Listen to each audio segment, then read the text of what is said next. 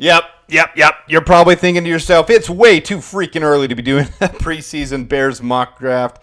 Well, it's the preseason, so that's when we do them. I always do one of these every year. I do a mock draft. The only thing that I was even close on is I had us picking Marvin Harrison Jr., third overall last year when I did my preseason mock draft. That wasn't what we did, obviously.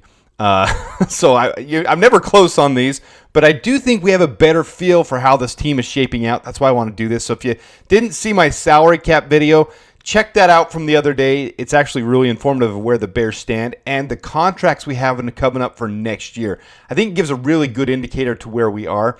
So I always do this. I do want, and yeah, I'm going to be mini-sized because there's so much information on this video. I'm just going to be a little miniature there in your corner. But I always do one of these before the season starts, and I do one as you see the college football season kind of take shape, and you see the NFL season as the Bears go along. You see how they do in the season, what positions are of need. I'm going to go through an entire offseason here. We're going to go through it quickly, so it's not going to be a super long video. I thought about making this a Free Talk Tuesday, but really I have other plans for that. So this is going to be going through the entire roster, going through a actual mock draft and an actual offseason, which decisions I would make. If you didn't see my salary cap video, check that out because that's very informative of where the Bears stand. We only have 5 to 10 contracts that are on the end of their contract deals, and only 5 of those are really impact players. So right there at the bottom, for next year, it's estimated, this is estimated, the Bears have around $74 million of cap space, and there's not a lot of needs to fill. So that's really a strong position for the Bears to be in. You look at last year where we stood in this same position, and we had 2 that I suggested we cut. We ended up cutting both of those. Those were very common sense, very easy, very logical things to do. The Bears did both of those. We cut Eddie Jackson and we cut Cody Whitehair. Saved quite a bit of money for the Bears, saved over $20 million in cap space to be able to help the Bears in the future. The same thing this year. I know it's too early. He hasn't even had a shot to play this season. I just think we have so much more depth and there's a lot of opportunity in the upcoming draft that I've got us cutting Nate Davis.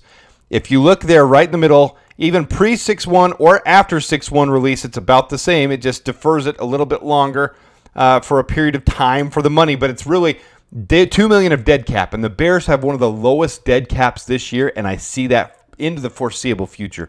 We've got really solid contracts. Ryan Poles has done a masterclass, an excellent job. So I do see us cutting Nate Davis, parting ways with him. You got Matt Pryor, you got Bill Murray, and you've got the draft coming up. I think there's a lot of opportunity there, and Ryan Bates too, if you need to shift Ryan Bates over. A lot of opportunity coming up to be able to draft guys. So that's the one release that I see us doing, and then these are all the guys, it says re-signings, but these are the possible re-signings. So these are all the guys at the end of their 2024 contracts whose contracts are up. And so these are all the possibilities of who we could end up re-signing, who we need. And if you look, only really the top 4 or 5 there are really impact players. So it's a really good position for the Bears to be in. This is what I have the Bears doing. As I said, I'm going to go through this very quickly. On the bye week, I have the Bears having Tevin Jenkins sign a mid-season 3-year extension, $51 million. He could probably go for more, but the Bears are going to be able to snag him on a hometown discount while he's been healthy for 7 games. It works for him. It works for the Bears. Keenan Allen gets that contract done. He's aging. I know he's probably worth a little bit more than $22 million a year. He probably feels that way too, but he is coming to the end of his career, and he wants to stay in Chicago, given a hometown discount here too. 2-year, $44 million deal. Coleman Shelton, they want to see him paired up with Caleb Williams for at least next year while you bring a rookie center in to be able to develop that center over at least 1 year with a starter in place. I have a really good feeling Coleman Shelton's going to have a good year. So mid-season, we're going to extend him as well, give him $4.5 million for next year. Jack Sanborn, we wait till the end of the season. He's a restricted free agent, so someone else is going to offer him a deal. We're basically just going to match it. So 3 years, $18 million. That's right around where he should go. Kerry Blasingame, I don't love the idea of carrying a fullback. The Bears have made it obvious they do. So we're going to re-sign him to a $2 million deal. Then a couple low-level deals for some of these guys at the bottom. You got Bill Murray, Matt Pryor, Daniel Hardy, and Jalen Jones just over the league minimum contracts to extend them and keep them on the team as well. So here's how it would look if that all shaped out that way. The Bears would have roughly, after the rookie class, because you've got to count the rookie class in there as well, roughly have $13 million, almost identical to what we did this year, and you've retained Keenan Allen, Tevin Jenkins, Coleman Shelton, Jack Sanborn, and all those minor contracts as well. So I think the Bears are in really prime position to run this team back, especially if we go deep into the playoffs. For this video, I'm going to project this. I'm going to be humble. I've said I think we have a very good shot of going to the Super Bowl. Anything happens when you get to the playoffs. I'm going to say we get past the wild card round into one of the better teams in the divisional round. And right there, fringe divisional NFC championship game. I'm going to give us the 25th overall pick in this upcoming draft. It's only for the purpose of this video. I'm not trying to project where we're going to go. I just think this team has that talent, so we're going to run with that. So $13 million in cap space puts them in really good position. Now we're going to focus on the draft. With the 25th pick, the Bears are going to select Princely Umanmielen. So he was with Florida. A lot of people probably remember that. He's transferred to Ole Miss, and he's one of the top in the country at his pass rush win rate and his pressures per snap.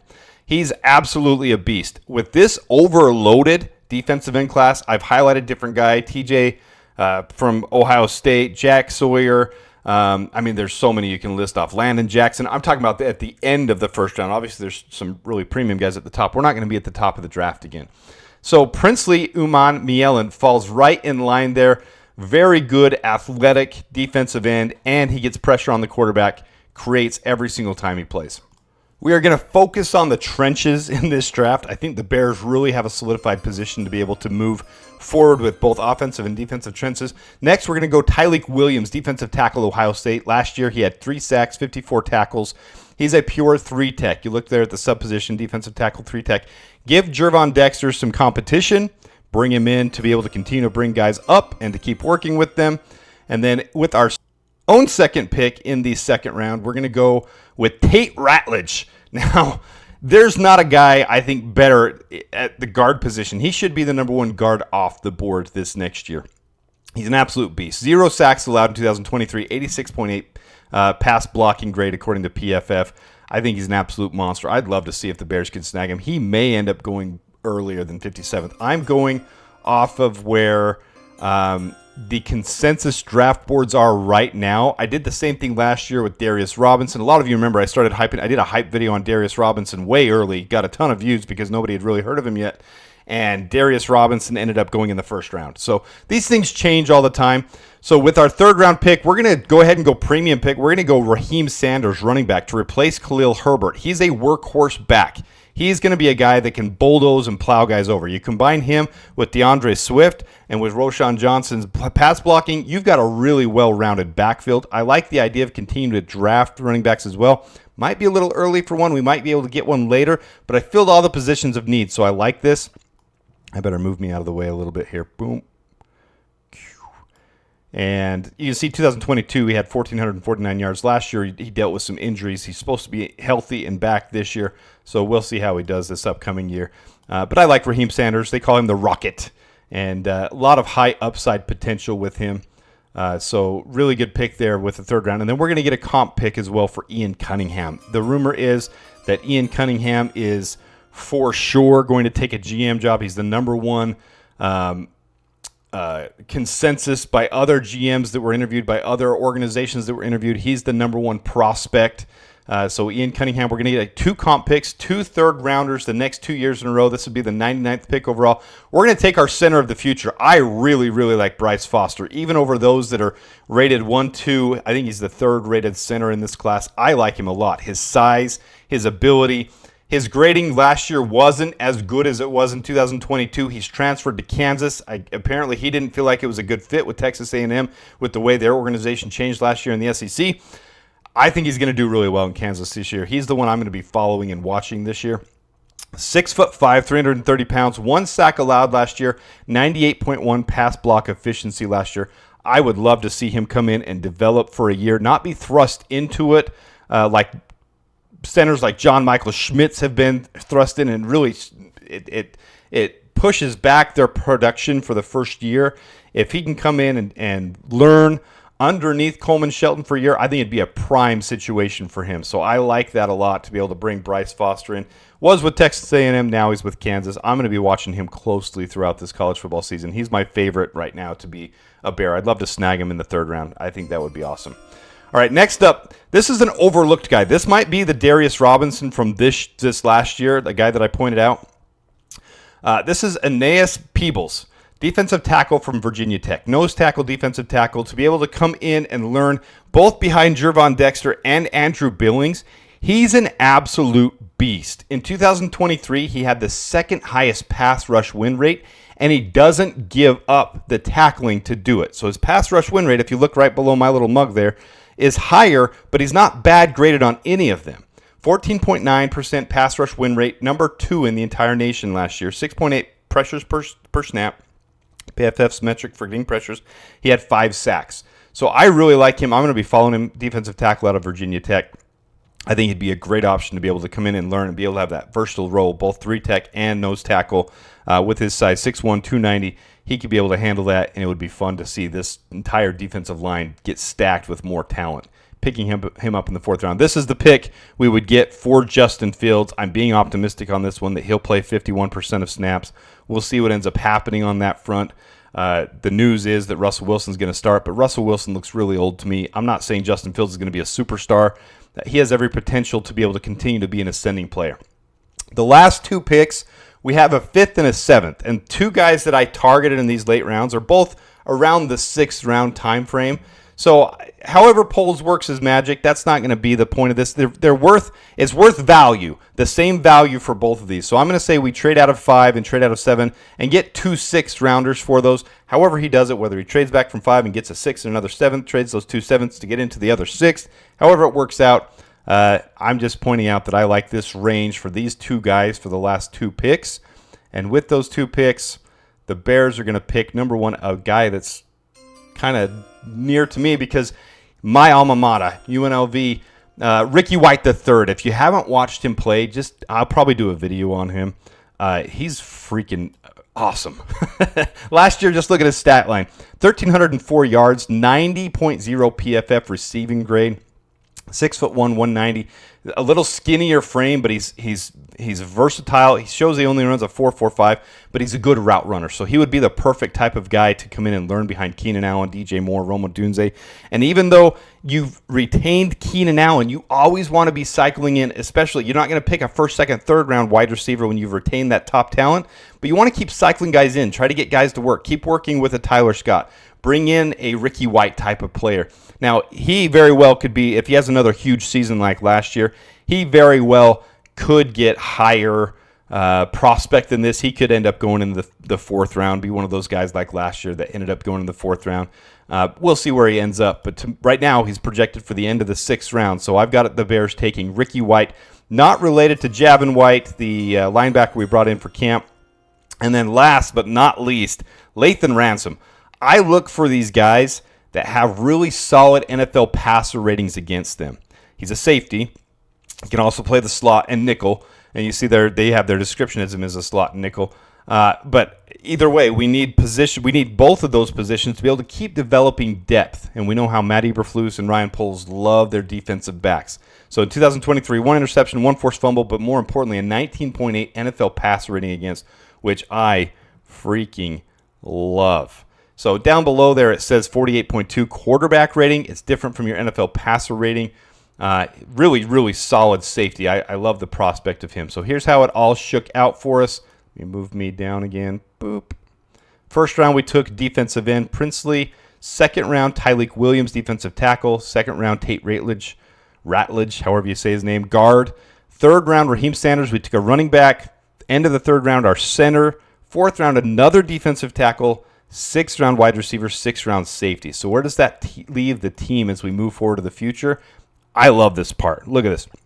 We've retained Tevin Jenkins, Coleman Shelton, Bill Murray, and Matt Pryor. Matt Pryor can shift over to tackle if we have to have him. Kieran Amagaji should be a solid enough swing tackle that we've got our tackles locked down. I love all 3 of those. Coming at the end of their contracts next year, after 2025, would be Braxton Jones and Ryan Bates. So we'd have to address those next season. But this team on this offensive line, that is completely overhauled from when Ryan Poles came in here. Braxton Jones, Tevin Jenkins, Coleman Shelton, Matt Pryor, Darnell Wright with Tate Ratledge, learning behind Matt Pryor, Bill Murray continuing to be great, Kieran Amagaji learning, Ryan Bates, and Bryce Foster as well. I love that offensive line. You You go over to our playmakers. You got your quarterbacks, Caleb Williams, Tyson Bagent still. DeAndre Swift, Roshan Johnson, Ian Wheeler's back and healthy, Raheem Sanders, and we retain Kerry Blasingame. I like that backfield. Everything about this team, we're set up to be in such a good position. That's why it's fun to do this. I love to play GM. I know a lot of you guys do too, but that's what the whole point of this is to play GM. Now, I see Brennan Bates there. I did it on purpose. I think it was a huge mistake we let him go. Somehow we get him back this year. The Jets send him down to their practice squad after 4 games because they can do that once they've had him on the 53-man for 4 games, and we steal him back. We're going to steal him back because I want it. That's what I want.